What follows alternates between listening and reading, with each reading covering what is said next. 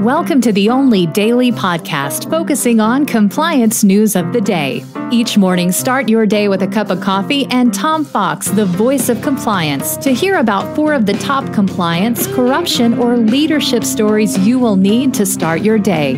The Daily Compliance News is a production of the Compliance Podcast Network.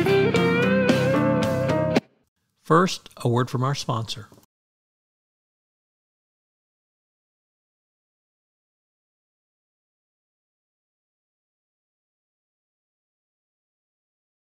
The Daily Compliance News for January 11, 2023. The Firm Hours Down edition. And we begin with that story from the Financial Times as U.S. lawyers' billable hours hit a low point amid a deal drought in 2022. For the first time in a long time, billable hours are down. They fell to 119 billable hours per month by the end of January, the lowest level since 2007. If you're an associate, maybe that's good news, maybe not. Next up, from the Foreign Affairs, a very provocative article entitled Ramaphosa's Last Chance by John Rapley, where he asks, can the ANC root out corruption and save South Africa and itself?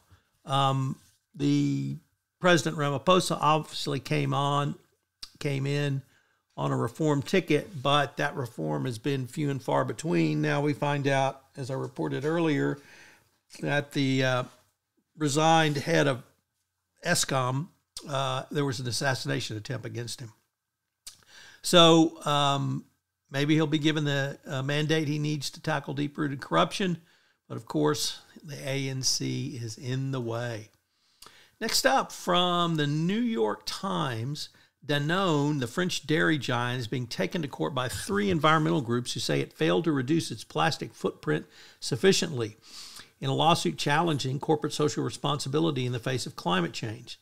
The groups accused Danone, one of the world's top 10 plastic polluters, of failing to live up to its duties under a groundbreaking French law that requires large companies to address their environmental impact and has opened ways to sue them should they fail to do so. If this suit is successful, it's really going to open up lawsuits in the EU and Europe, and probably the UK. I'm sure the nutbag GOP will go nuts, but they don't run the Europeans as much as they want to. So it's going to be interesting to see. And our final story comes to us from the BBC. We reported earlier about a urination incident on an Air India flight. Well, this story focuses on Air India, and the head of Tata Sons conglomerate has expressed anguish over the incident in which a drunk man urinated on a female passenger. The man worked for a Wells Fargo subsidiary. He was fired, but Air India has expressed regret and pain over customer suffering due to the condemnable acts. Of course, the Indian treatment of women is well known, and since the victim here was a woman, it's probably not hard to see how she was not given the dignity and respect due given the circumstances. Nevertheless, black eye for Air India, the way they treated the customer at all.